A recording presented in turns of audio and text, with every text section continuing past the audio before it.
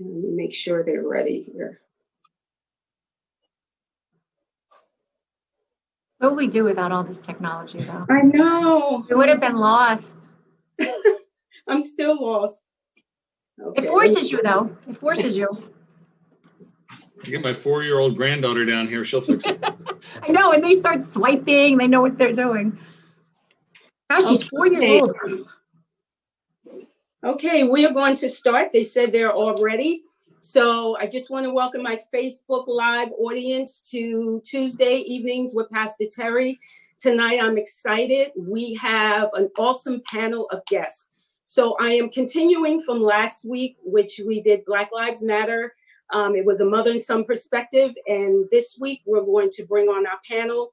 So I want to first thank Terrance Bomar. I'm going to do formal introductions as we get further in. Jabari Gooding, Chief Officer Parish. We have Madison, and we have State Representative Rosemary Brown. So we are so excited to have them on. But before we get into the questions, I do just want to, I'm coming now as a pastor tonight from Faith International Church.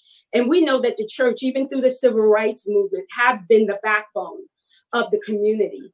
During that time, it was a place where they can gather, where they can meet, where they could strategize and organize, you know, the peaceful protests and what would happen next. So I thought it was fitting to represent the church community to talk about the recent events that have been going on. So I just want to give you a brief background, and many of you know what has been happening. Let's just deal with 2020 of the recent events of what brought us to this spot right now.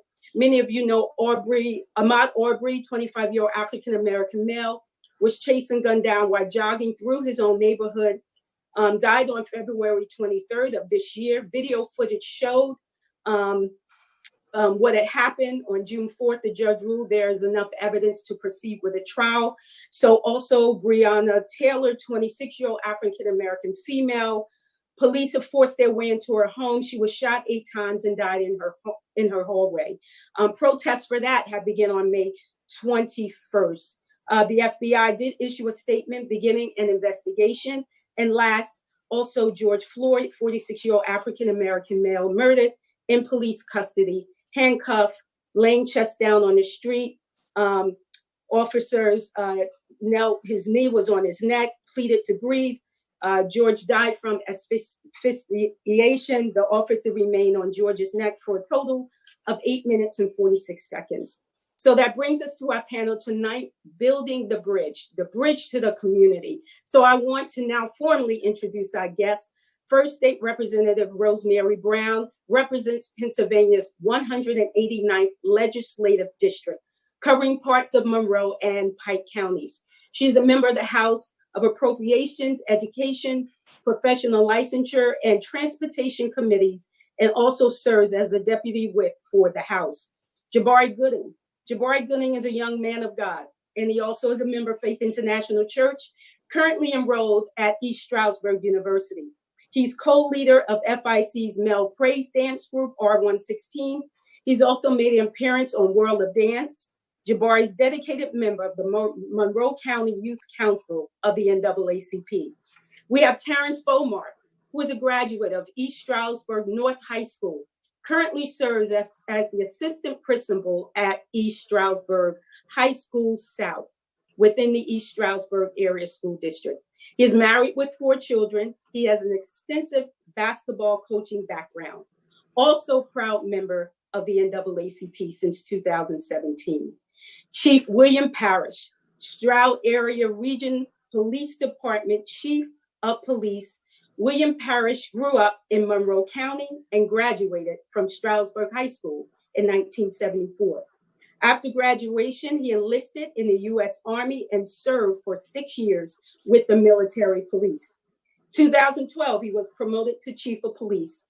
Chief Parrish currently leads a department of 49 officers and 7 civilians.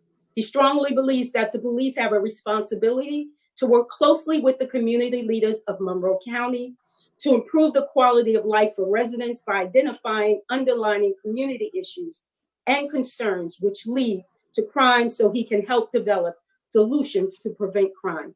And last but certainly not least, Madison Moochie.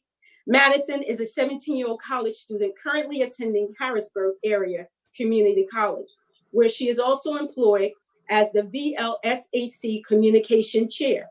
Madison is transferring to Central Penn College, where she will obtain a Bachelor's of Science degree in Information Technology.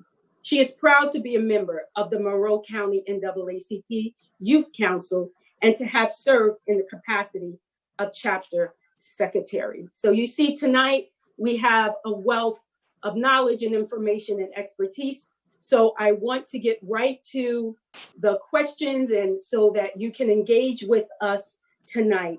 So let's begin with some questions for the panel.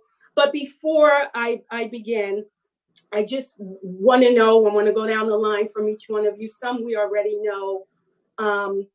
What has been your feelings and everything regarding the last, say, 2 to 3 weeks? I want to start with Terrance.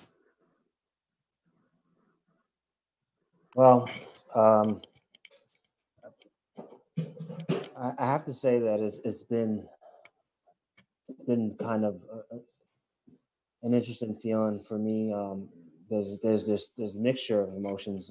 There's been times when I've been upset. There's been times where I've been, confused. There's been times where I felt, I didn't know how to feel. I remember even speaking to my mom and sitting up at night a couple of times, especially when things started to happen with George Floyd, and not being able to sleep. And that's coming from an area as being a Black man, is coming from a person of being a leader in our community. And the first thing I start to think of is how do I respond as a leader here, and what I've tried to do is try to be someone who can just make sure if I'm doing something, it's bringing people together. Because in the beginning, what I felt like I saw was a lot of division because of our community being upset. I've had conversations with people who, out of anger, they wanted certain things to happen, or they were okay with certain things that were happening, in retrospect to, how, some of our community responded when it came to, the way they protested it at one point. So, I felt like I had a responsibility to, to make sure that my voice was bringing people together and not dividing people. Okay. Representative Rosemary, how does this affect you? Sure. I think, well, first of all, Terrance, I had listening to your bio, he's a North graduate, but then he works at South. That's a big thing. I just had to throw that in for a little bit of a smile, my heart breaks. With Terrance, and I'm sure everybody on the panel tonight and many people watching, something like this happens, and the several incidents that have happened over the time frame of some of them that you have mentioned, Pastor Terry Lynch. So I think it really, really breaks your heart. And you, as a leader, try to say, okay, you stop, you think about the people you represent. Right. You think about all the wonderful people that you know. Right. All the wonderful things that happen in our community. And then you just freeze for a minute, because this can't really be. Right. I know that sounds almost a little bit like we're in a little bit of a different place, but I do feel that we have issues here and we do have some problems. And to say that there's there's definitely room for improvement. But I do believe that I don't want to see us locally take a step backwards. I want to see us move forward, and I don't want this to affect us. So that's where my mindset is. That I know that I'm very concerned. I'm very I want to listen to what people feel, but I do feel the majority of people agree that this was definitely something to be concerned about. Correct. Okay. Jabari, can we just get your take also on your feelings and where you've been emotionally these past 3 weeks? We can't hear you. Oh, he's still muted, right? He's still muted. Yeah. Okay. You're still muted. Okay, let me just move to Madison and ask her while you figure that out. Madison, can you answer that question for us, please? Yes, it's disappointing, the injustice that's been occurring. This is an important time for us to come together and work with each other as a community to begin solving these problems in a socially appropriate and peaceful manner. This affects me because I am a part of this community and I would like to be a part of the solution and the healing for it.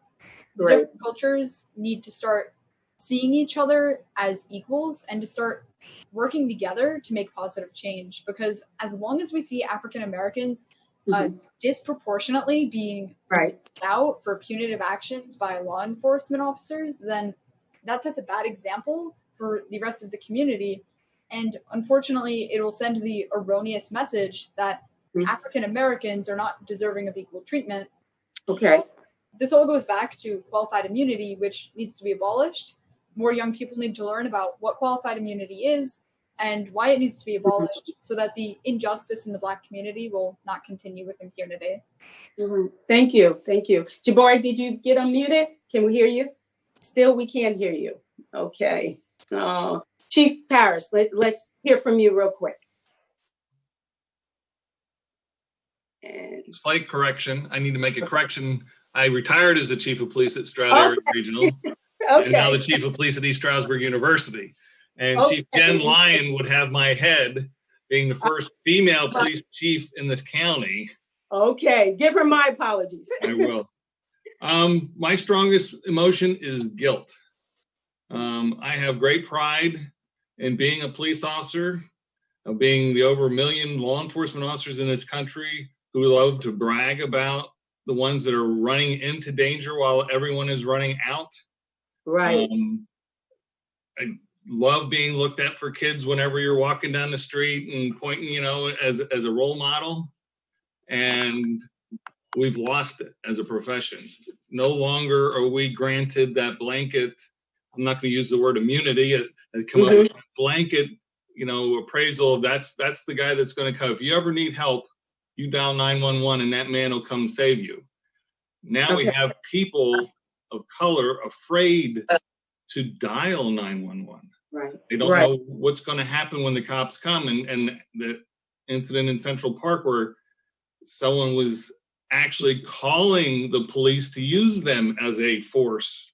Correct. An expectation on their part. I mean, it is tragic to think that now is representation by the acts of a few have sullied a whole profession and no longer have that expectation of us. Okay, thank you. Jabari, we got to get you in. Something's happening here. Okay, I'm Pastor, I think he might have to come out and come back in and accept the audio. Okay. Audio icon. All right, so do that, Jabari. So we'll have you back soon. While he's doing that, how do we come together as a community on this issue? And I think a couple of you did hit it, but maybe just a pinpoint issue. Madison, you want to just give us a bullet point of how we can do that, come together as a community to address this issue? Yes, as a community, we need to recognize specifically what the problem is and then work together on the same goal instead of working on different goals. With identifying what the biggest problem is, that is what needs to be addressed first and foremost. And the simplest way to put it, as the NAACP president and CEO Derek Johnson recently stated, we need to address police qualified immunity. Okay, all right. Anyone else want to comment on that question? Yeah, I don't. Just to kind of piggyback, one of the things that I didn't say in the beginning was how we've seen actually our community start to kind of unify here locally, in Stroudsburg and East Stroudsburg. So, you know, to start coming together as a unified community. And I think that's the start, you know, is coming together, and like, you know, like Madison was saying, and but then we have to, you know, after we come together, and not saying that protesting is not, you know, protesting is great and it gets our voice heard, but, you know, then we have to start asking those questions and get down to what it is that we want, that we need to have changed. And like she said, it has to be that we have to be unified with that, you know. Right. Without that unification, you know, it causes, you know, it causes division, you know, and you know, and then and I'm gonna say this too, and when people are divided, it's hard to take that seriously, you know. When people are together, you know, that it means a lot. So it's nice. I have to say that in the last week or so, I've been very, very proud to be, you know, from this area. A lot of people who, you know, like from my experience, who come from New York City and have lived here for a while and may not have claimed to be Stroudsburgian, or however you say it, or Stroudsburgian, or however you say that, and they were very proud to be one. And it was it's very nice to see that. You know, it shows hope. It shows that, you know, that we can come together. We can do something about, you know, make a difference in our community. And you notice, and what we're noticing is that it's our young people. You know, you know, I'm saying younger than me. I'm 35 years old. 35 years old, and you know, so you know, and these are kids from out of high school, that are in high school or in, you know, in college, starting their college career, that are making the most noise, you know, for positive change. So correct. We have Jabari back, so we're still not hearing you, hon. We're still not hearing you. So we're gonna get you in. Don't worry. We're gonna get you in. We got to hear from you. So I want to pose this question to Chief Parrish. Have you been privy to any injustice in your department, and how was it handled?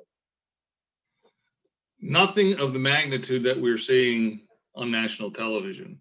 Have I seen and been involved with police officers as a patrolman, whatever, when they're allowing motions to get involved?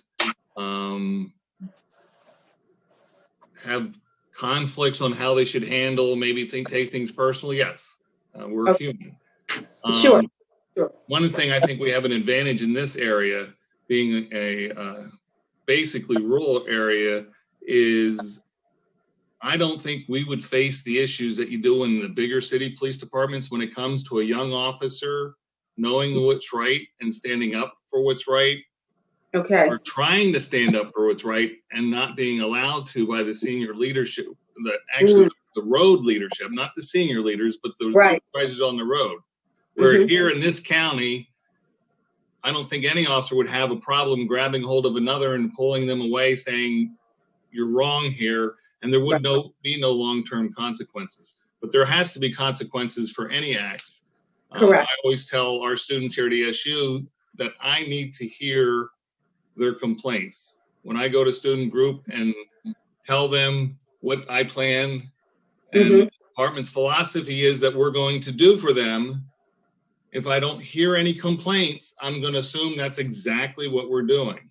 Correct. And those complaints can be as little as rudeness, because someone that's rude and let go unchecked could turn into worse and worse behavior. Okay. And as a police officer, we're going to get rudeness complaints. You can't write $100+ traffic ticket and not have some people think you're rude. But if I have officers that get, you know, a couple, you know, a month or a couple months, and then I get an officer that gets 30 in a month, that's something to look at. What is it, a training issue? Is it a discipline issue? So yes, there have been low grade incidents, but I think we manage them very well in this county. Yes, agreed. This next question is from Madison. Madison, as a youth, how has your upbringing shaped your views on these matters and influenced you getting involved in organizations like NAACP? My upbringing is one of having been exposed to multicultural ethics and values. My four cousins are multicultural, And this is because my uncle Sadar he's a kind man, a Muslim from Pakistan. And with that, my cousins who are close to me in age have faced repeated racism and harassment in the public school system. They've come to me for advice and help in dealing with these matters, and I've done my best to assist them. But I have witnessed marginalized and oppressed communities face injustice repeatedly, and with that, I have identified the root of the problem, in this case being the qualified immunity. Okay. And my passion for speaking on issues, advocating for the voiceless, and solving problems is what influenced me to get involved in certain organizations such as the NAACP when other people often wouldn't. I get involved with important community matters such as grassroots activism, and I speak up attempting to kind of shine a light that would otherwise be left in the dark. I mentioned some of this during my TEDx talk on how to truly solve a problem, where I started things like this at 15 years old when I invented a car seat to help save babies that cannot speak up and needed to be saved from dying in hot cars. Wow. Awesome. Thank you so much. Now, this is a question, I think, for all of us, but before I get to that, I'm thinking, Jabari, you're going to get on at some point. Don't give up on us, Jabari. Don't give up on us. We're trying to figure out what's happening.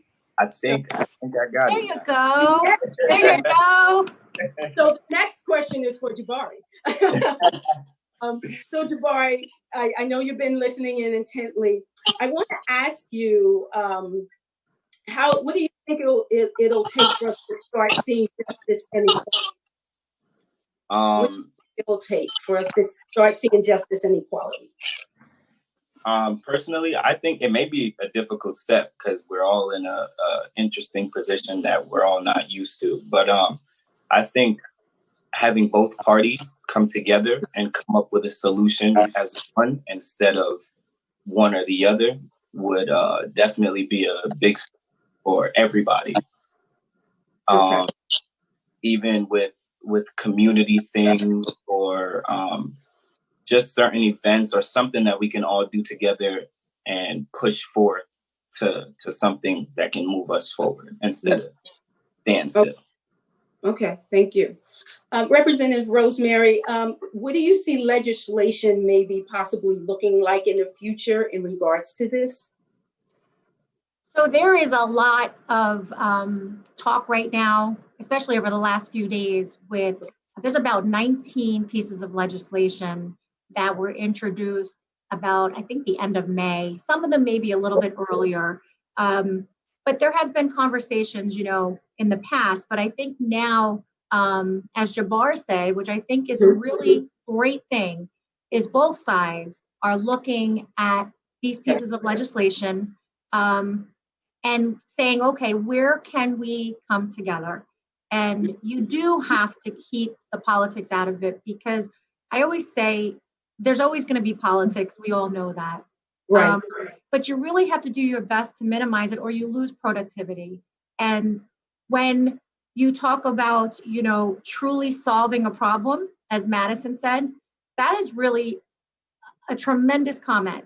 That is what we're looking for. So I agree. How do you do that? And how do you make sure that each person is responsible for their actions? And we can do our best, and I'm very faithful, and we're under this right now with Faith, International, with this Zoom call today. We're all one image under God. We know that, but how do we all continue to talk that way and to try to have people be responsible and be kind and thoughtful and to live by treating people with respect? You do your absolute best that way. But how do you actually have the actions be that way and have the accountability, which creates the society that we want? And so what are these pieces of legislation going to do? How are they going to help? How are we going to move this society forward? I think the younger generation that's out, I think it's wonderful, because what they're displaying right off the bat is kindness and compassion and respect. That is just something right there from a young generation that will only build. So, That's right. But there is about 19 pieces of legislation. I will tell you that. I'm actively involved in looking at them. I also believe mental health is very important for our officers, for on the job, their training. It's tough for everyone. So I think we need to make sure for responsibilities. Correct. I would like to piggyback off of that if there's an opportunity to do so. Sure. Okay, I really like the questions that you posed, Representative, in terms of what do you think it will start for us? What do you think it will take for us to start seeing justice and equality, and how you kind of cited back to the actions that the younger generations have to take? And in my opinion, as a part of the younger generation, the only way to start seeing justice and equality is to abolish the qualified immunity for police officers. And once they as individuals are personally accountable for their actions, then the bad apples will no longer get away with murder. And it will also take a national database that is a permanent record of officer misconduct and complaints. And this is because all too often we see that a police officer will accumulate multiple serious complaints that are investigated kind of like internally, and then they're not deemed guilty, and the officer will simply transfer to a different department in a neighboring town or even a different agency, and then he starts over with the tabula rasa and a clean record, and he has a clean slate. Right. But this is very different from a medical doctor who commits malpractice, because they have a record that will then follow them forever. Right. And really, it should be the same way with police. We need to know when someone is repeatedly getting away with murder. Also, civilian review boards need to have real power and not just a name. They need to be able to determine what the punishment to an officer is going to be, instead of just giving advice. And in order to do that, they need tools such as subpoena power and investigative powers, because currently civilian review boards cannot do this.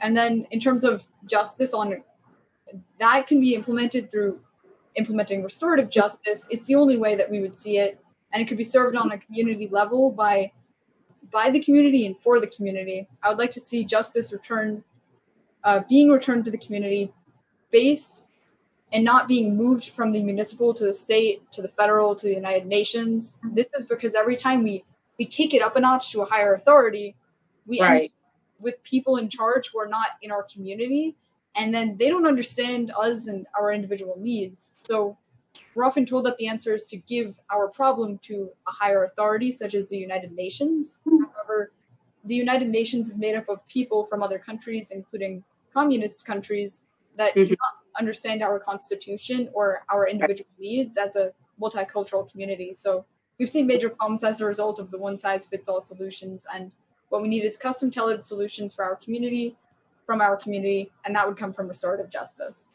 Okay. Wow, Madison. Wow. I'm seeing a future governor. Oh my God. I'm seeing a future governor or a future, very good, Madison. It's written on the wall, all right? It's very good.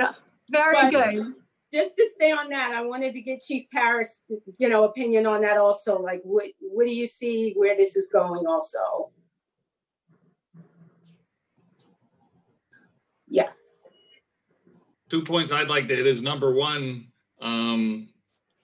listening to these youth in this area that have created the marches and protests has been exciting.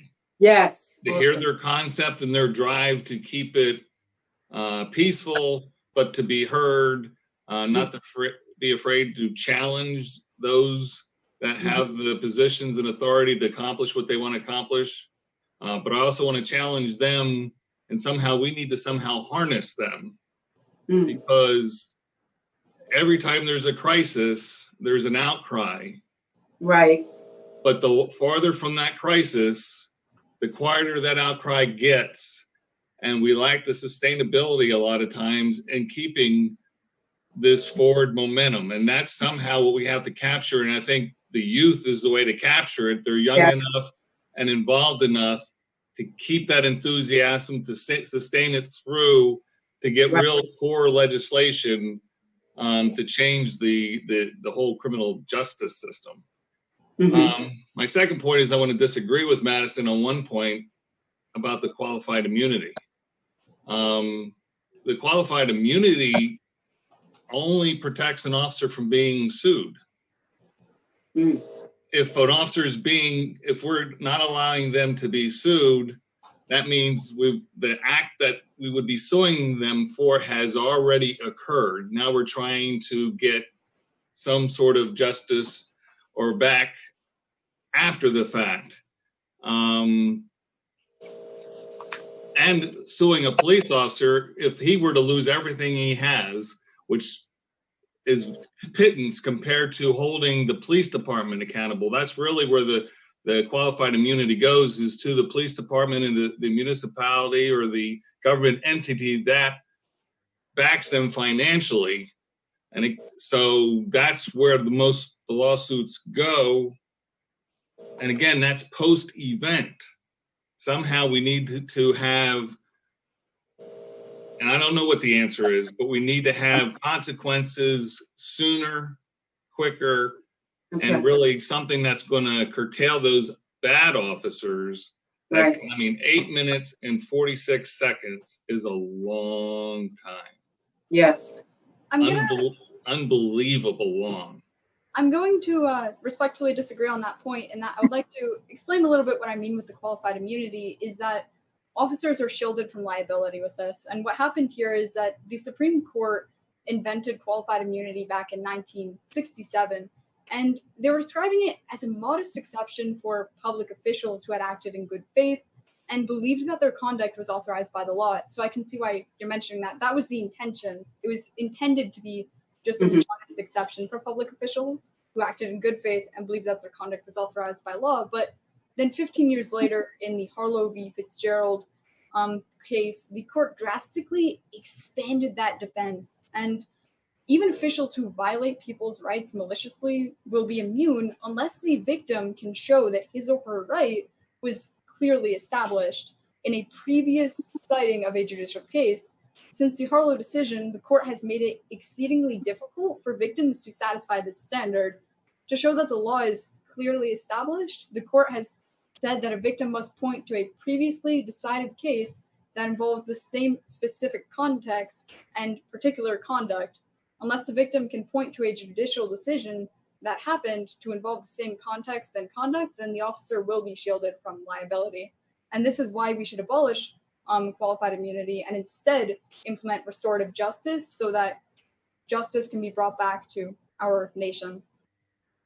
Okay. Wow. That's a lot. Also an example. Madison's going to law school right now. She's going to law school. I am going to be going to law school, and also it's unfortunate that a lot of these sad cases never get to see the light of day. So I'd also like to mention that qualified immunity is one thing where there was a brutal crime. We as the public are not told that the jury is instructed that unless it's a completely brutal crime, then the officer, if the officer goes and states that he felt like his life was in danger, then the jury has to find him innocent. And after that happens, the public is left wondering, how on earth did an officer get away with complete murder? And the jury, people are like, oh wow, the jury should find him innocent, but they don't. So an example of this is one officer killed a man named Eric Garner in Staten Island, New York. Madison, I know you want to give us some more, but I want to get some more people in before, because time is wasting away. But I want to get Jabari in, so hold that thought. Jabari, have you ever been a victim of systemic racism in your life? Have you ever witnessed that? Have you ever been through it? And how did you handle it? How did you feel? Well, at times, there's times where you look over your shoulder, you walk. I don't know who else could have testified, but you're walking down from seeing what you see on the internet. You're walking down the street. You got a hood on. You don't want to wear a hood. You got a cap on a certain way. You don't want to wear a cap because of what seeing and what's going on. And personally, as a man of God, I'm always in faith. So I'm always all right, like giving someone the benefit of the doubt. Like this is, and that's exactly why I think we should come together. But this is not what's going to happen. Not everybody is this way, and not everybody is that on both sides. So I feel like, and going off of what Officer said and Madison said. That's exactly why we need to come together, and that's exactly why we need to hear each other's voices, because without both parties coming together and coming up with a solution, we won't move together. If somebody has a disagreement on this and this, and we just keep this, we need to come together and agree on something that's gonna make those disagreements pushed away. Right. Now, one of the watchers is sending us a question, and it's for Chief Parrish. Question is, are there any ethnic sensitivity courses taught in the police academy for the officers? If not, do you think that is something that would help to bridge the understanding in the community? There are courses that are taught. The academy, depending on the level of law enforcement we go into, are 5 months to a year, depending. Okay. That being said, this kind of course there's no silver bullet that's going to make an officer immune to falling into traps of this. It needs to be a continuing course of education. One of the things that we're working on now with the NAACP and Monroe County United is, and we've been working with the state police, Lieutenant Slayton, to come up and do a training for our officers, all the county officers.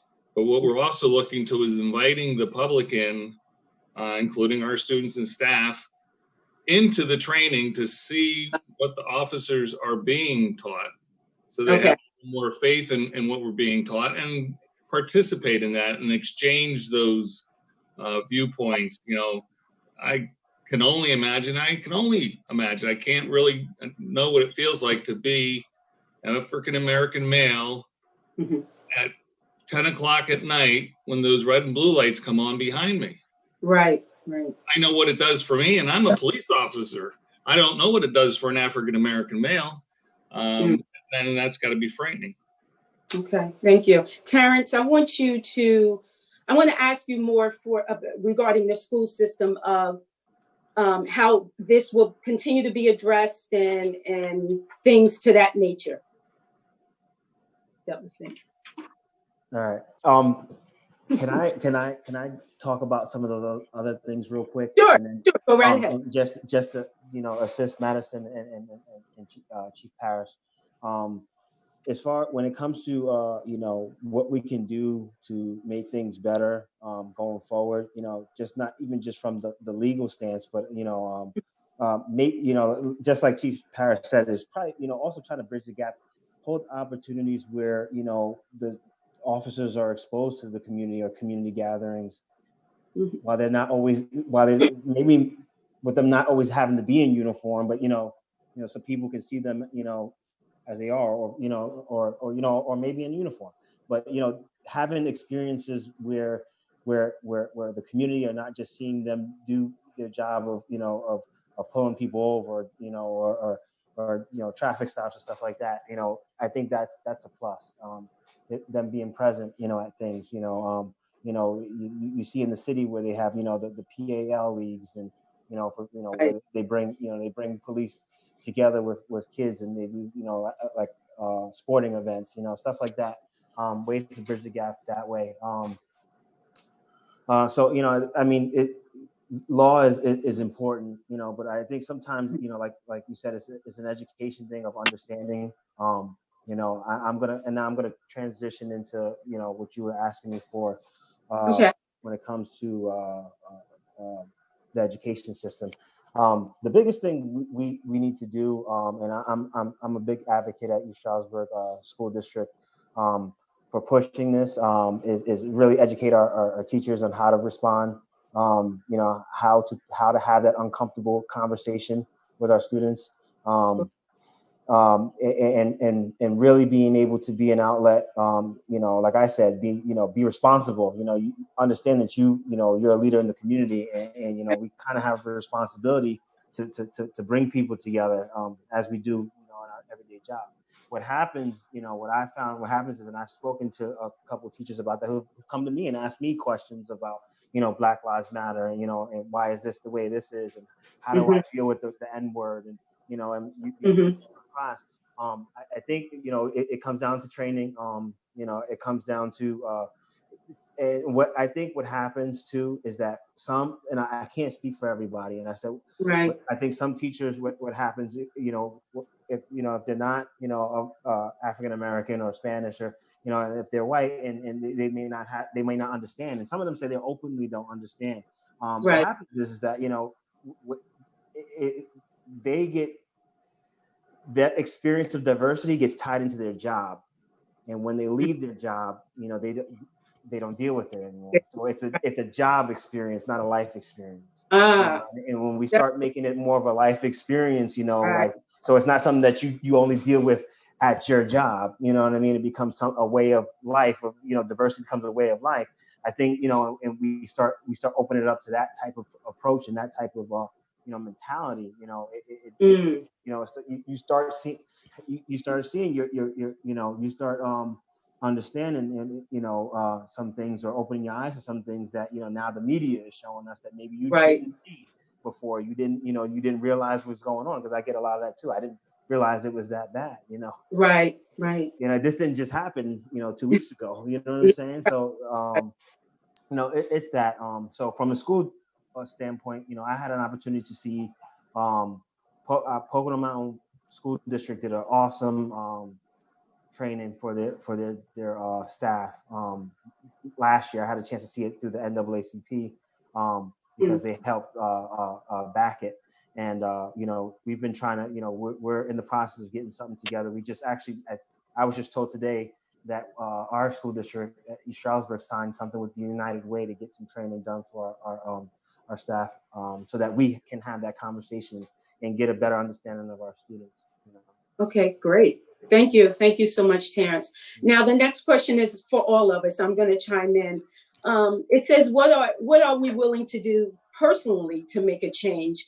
So I represent the church community. So personally, I just want to keep the conversation going. I would love more of these discussions. I know Chief Parrish came a couple of years ago and spoke to our SIN ministry, our youth ministry. Just get people in to talk, to keep the conversation going. It's not going away. So this is something that we have to continue forward on. So I just want, everyone's say on what would you do personally just to make change happen, So I'll just, Jabari, what would you do? As a youth leader, a dance leader, and somebody that's in the communities, I feel like piggybacking off of what Bomar said, the events and having everyone come together at the events to see the human, that everyone's human, not just because they're police officers. That gives you because especially what's going on now, that gives you a kind of like a label that I'm pretty sure police officers don't want. And I feel like to make a difference, it would be great to see a police officer without a uniform, or whatever the case is, or even with one, giving back to the communities, doing something with communities, like a simple thing like basketball, like, you know what I mean, like coming together and having fun, and so people could see that like this is not what it is. Like, this is just what that side has been doing. This is not how it is for everyone. You know what I mean? And I'm really big on everyone being equal and everyone coming together, because at the end of the day, that's what my faith is. We all believe, you know what I mean? We all are one. There's only one human race, so there's human race. So there's no this, that, and the third. And I really feel personally that like having these events, and whether it's school, whether it's the NAACP, you know what I mean? Those events would be key things to, even if it's moving forward an inch, at least we move forward an inch and not back. You know what I mean? And that's like the key thing, is always to keep pushing forward. So, Jabari, it's interesting that you mentioned that. Were you around in January when ESU had its Warrior Jam? Yeah. Yep. The police officers, the administration, and the students had that interaction, and talk about a basketball game. Lost, right? Yeah, man. Who won the game? I was going to say, right. We didn't. What we actually did is we intermixed the teams. So we had students. Good. Don't need an old dog like me running up and down the court. After 2 minutes, they'd be running circles around me. I knew he wasn't going to do well. That was. But it actually it went to overtime with a 1-point win by the team that was being coached and rooted for by the president. I think there was some politics there.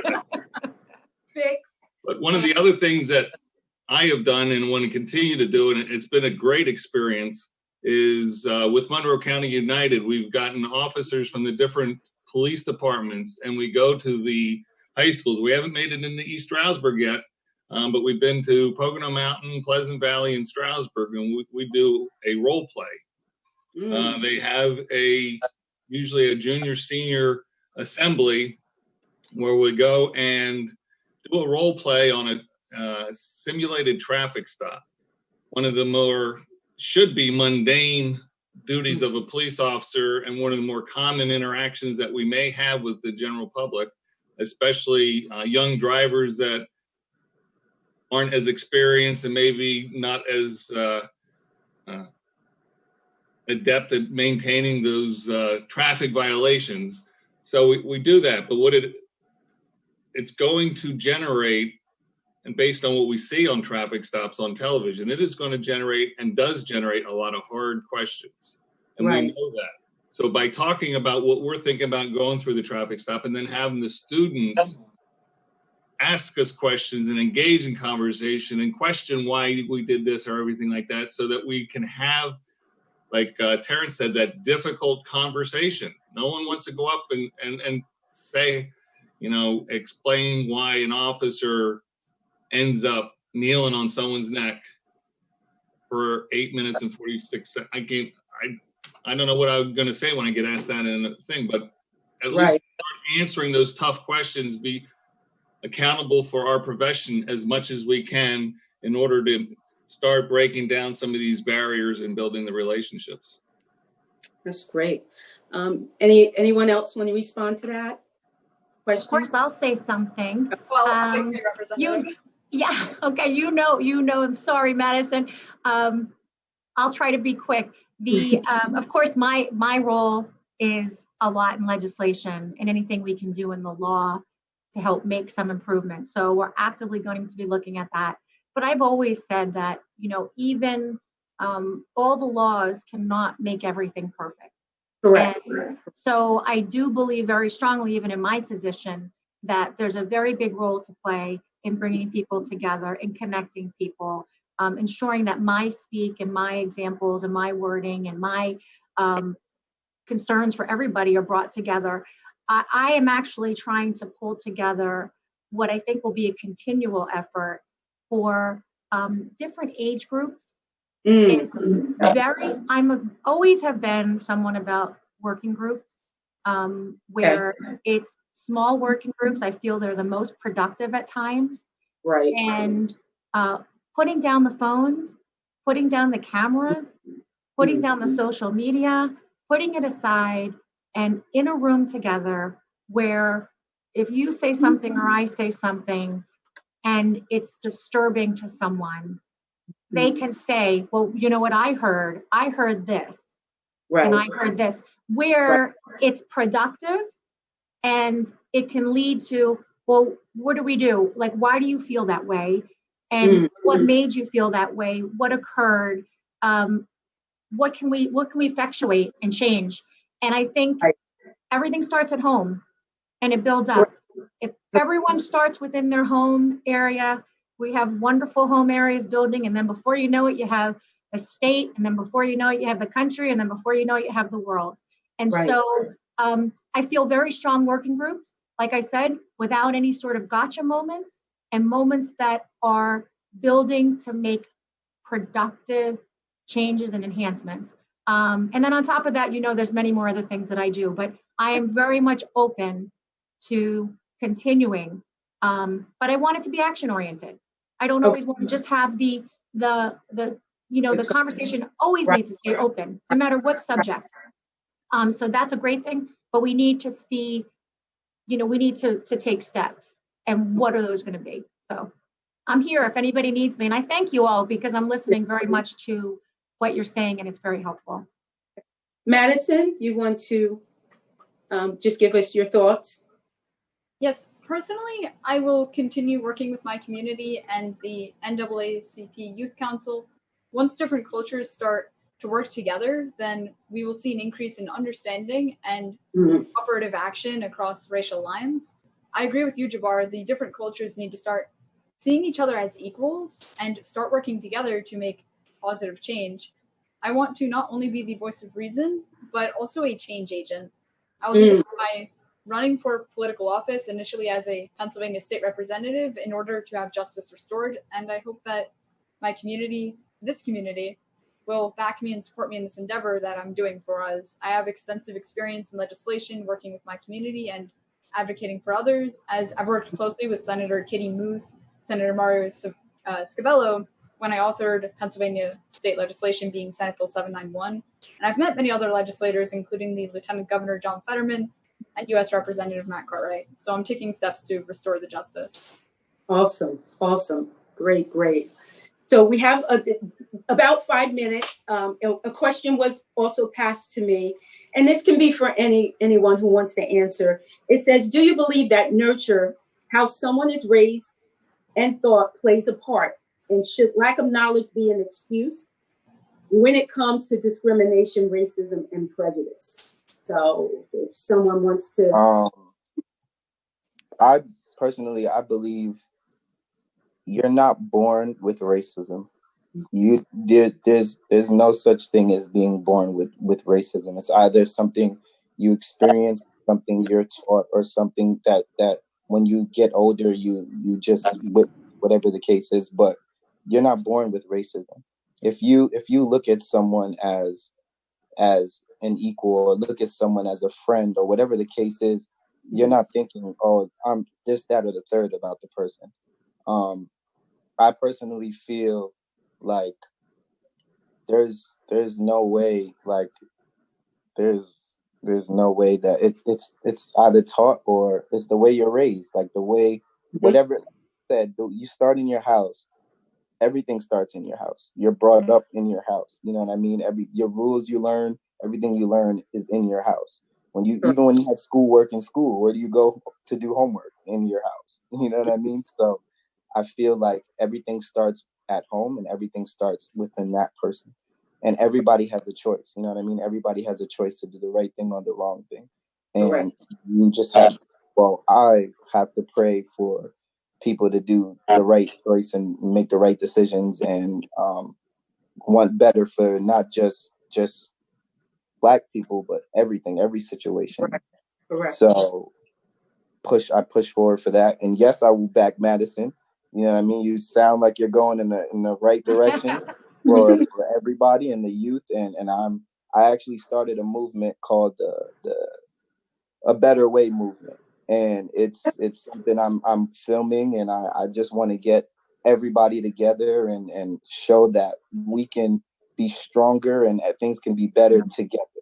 So I'm trying to form that throughout the community, along with the NAACP and a couple others, and get that going. So great.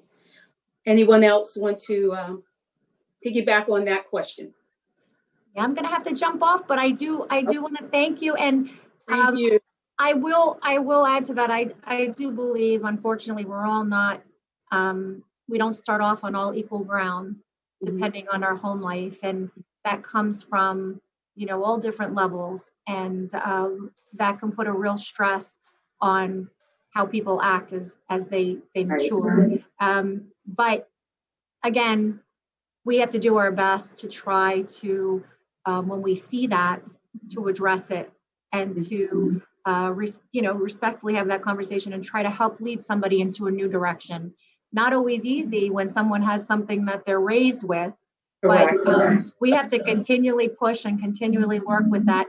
And unfortunately, that's something that's going to be a struggle at times. And but we have to really work hard on that, because that's a very big piece, I believe, like you, Jabari. I believe that's a very strong piece of sometimes what happens in our world. So, but I thank all of you. I'm sorry to be rude and jump off, but I have to go and watch, make sure I'm on board with everything. Okay. So let me know if you need anything. Be well, everyone. All right. Take care. Thank you, Pastor. So I just want to also speak from the church. The question could be for me. Where do you see the church's role in this? Now, at the beginning, I did say back in the civil rights movement, the church was the core. It was the hub. It's where they met, organized, strategized what needed to be done. But fast forward to 2020, as the church in the community, because the church should be the heart of the community. What do you see the church's role during this time as never before? So I might want to bounce that back to Jabari. Give me your feelings on that, Jabari. I feel like the church it plays a key part, especially for anyone that's under the church. But I feel like the church can help push, and let me not say the church can help push things and teach the youth things that they may not know, and help, what's the right word I'm looking for? Help the process go farther than you can even imagine. You know what I mean? And a lot of youth go to church. A lot of whether it's lost, whether a lot of people go to church and they look for something because they have nothing else. You know what I mean? Right. And I feel like that is a key part. Like the church is a key part. Right. And personally, I dance for my church. I praise dance for my church. Personally, through going to events from other churches, to whether it's a public event, everyone, when it's gospel, when it's things like that, it's love. It's not ever gritty or ever anything like that. It's always a loving and happy event. So I feel like bringing everybody together for things like that would maybe change somebody's mindset. Maybe think, oh, this isn't so bad. You know what I mean? And those little small things can make a big difference. So and the main thing too, people are looking for hope, especially time. You have a pandemic, then on top of that, so people, they're looking for hope. They're looking to know that it's going to get better, regardless of what it seems like. They have to know it's going to get better. Terrance, it looked like you wanted to chime in for a sec. Did you want to add to that? Yeah, sure. I mean, the church, by my opinion, I just believe that it's a place of understanding. The word, you can find the word kind of answers, or gives you some understanding to almost anything that's going on. True. Things that you deal with. So it's a place of understanding and vision. For sometimes when we don't understand. Correct. So I mean, there has to be, like Pastor Don just said, you have to have. There's got to be some type of solid foundation that you stand on to get an understanding. Because if you lean on the world's understanding, you won't understand much, because it kind of shows you a lot of different things. So church has to continue to be a pillar for the community when it comes to understanding the days and times, right and wrong, how we do things, because everything is written in the book, so that's how I look at that.